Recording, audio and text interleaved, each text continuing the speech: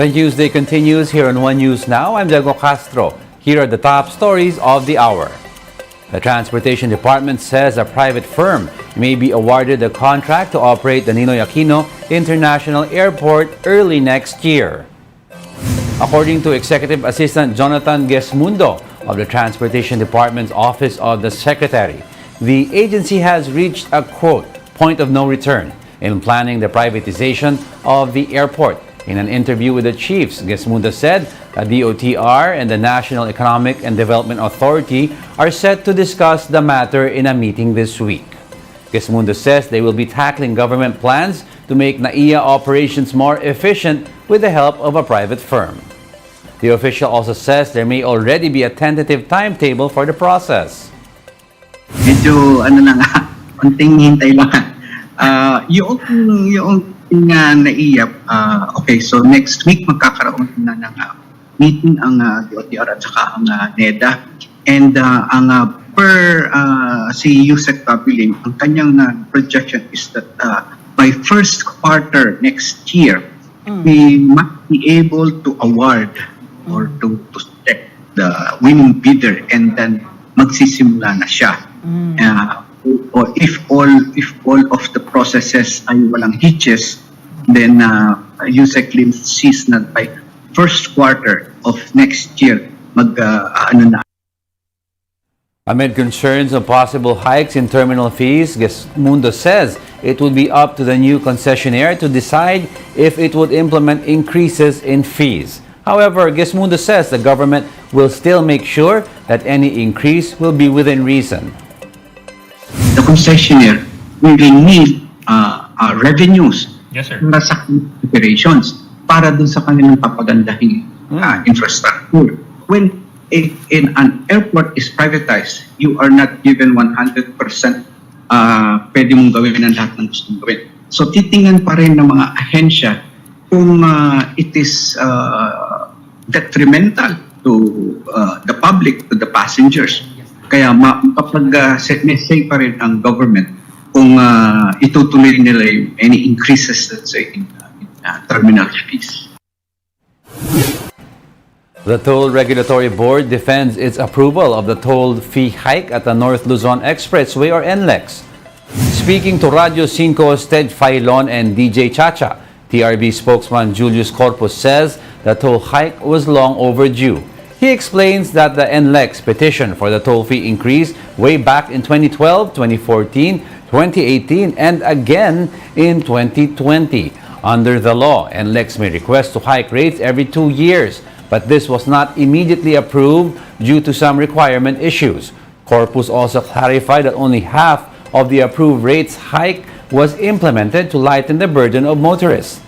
Corpus notes, though, that the rates may increase further as NLEX still has a pending petition from last year. Starting Tuesday, NLEX will be implementing a 7 peso increase Starting Thursday, NLEX will be implementing a 7 peso increase in rates for the open system and a 36 centavo hike per kilometer in the closed system.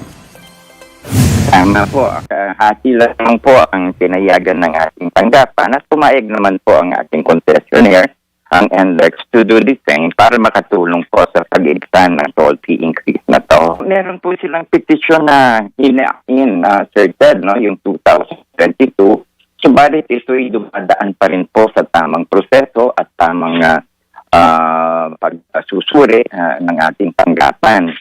Kaya we expect this thing to be acted upon once the review is totally done.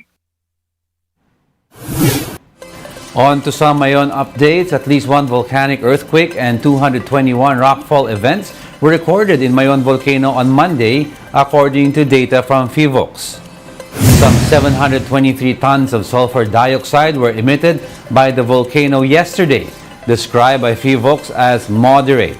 Mayon remains under alert level 3, which means there is a relatively high level of unrest, as magma is already at the volcano's crater and hazardous eruption is possible within weeks or even days. Last night, the lava flow from Mayon volcano's summit crater reached an approximate distance of 800 to 1,000 meters downslope of the Miisi and Bongagiles There is still an increasing chance of the alert level being raised from 3 to 4. But despite this, Vivox resident volcanologist Paul Alanis tells News 5 that Mayon spewing lava could also be a good sign.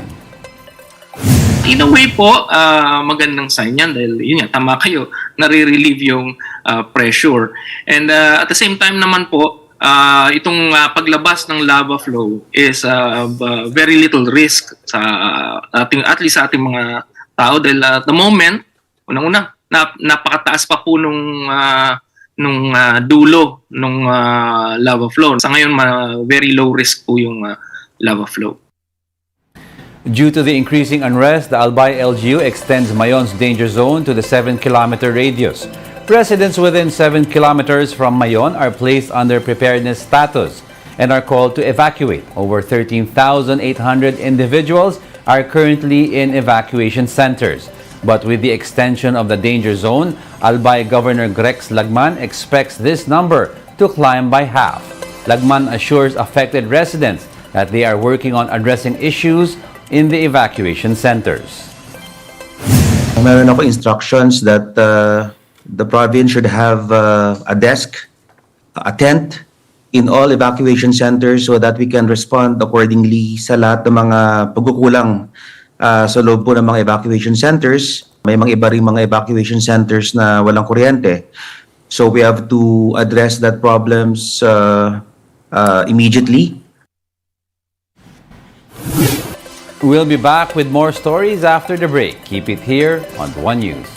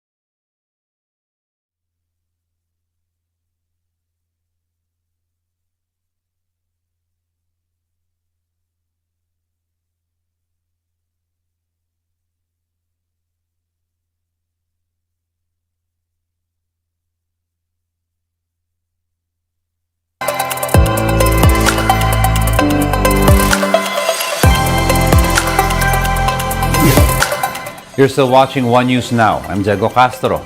The country's daily average number of new COVID-19 cases is down by 27%. The Health Department recorded an average of 940 daily infections from June 5 to 11, lower than 1,300 from the week before. This week, 6,630 new cases were logged, 112 of which are patients in severe and critical condition. The DOH said more than 78 million individuals have been vaccinated against the virus as of March. That is equivalent to 110.44% of the government's target population for vaccination. Meanwhile, more than 23 million individuals have already received their booster shots.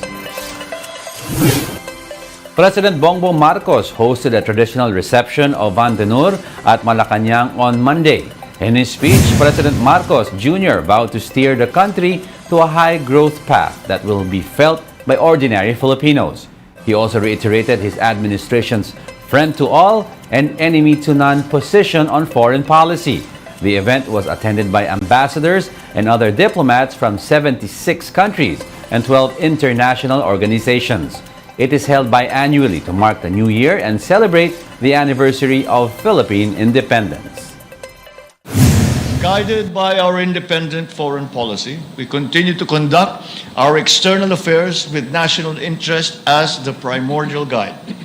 Our decisions will be grounded on what we determine is best for our people and for our country. We uphold respect and dignity in our dealings with other countries and expect the same and have received the same from all other countries. Filipinos residing in Pag-asa Island raised the country's flag high as they celebrated Independence Day just across disputed waters. Residents and soldiers in Pag-asa Island sang the national anthem and raised the biggest flag available on the island to commemorate the country's independence. According to the AFP Westcom, the flag ceremony symbolizes Philippine sovereignty. The Pag-asa Island is part of Kalayaan, Palawan, and faces the West Philippine Sea. The BRP Francisco Dagohoy is also expected to dock at Pag-asa Island for the first time tonight to provide livelihood equipment for fishermen on the island. This to honor fisher folk who have been the subject of harassment from Chinese forces in the disputed waters. Sa araw na ito, alam naman natin na binibigyan pugay natin ang mga bayanan ng kipaglaban para sa kalayaan ng Pilipinas. Pero sa ngayon, ang ginagawa natin, pagbibigay pugay naman sa mga buhay nating bayani. At pangalawa, ito'y bahagi ng inisyatiba ng pamahalaan na yun nga, mas maging komprehensibo ang pagpapatupad ng mga programa para sa ating mga mangingisda. And that's it for this hour. I'm Diego Castro. Join us again at 11:15 a.m. We are One News. All sides, all the time.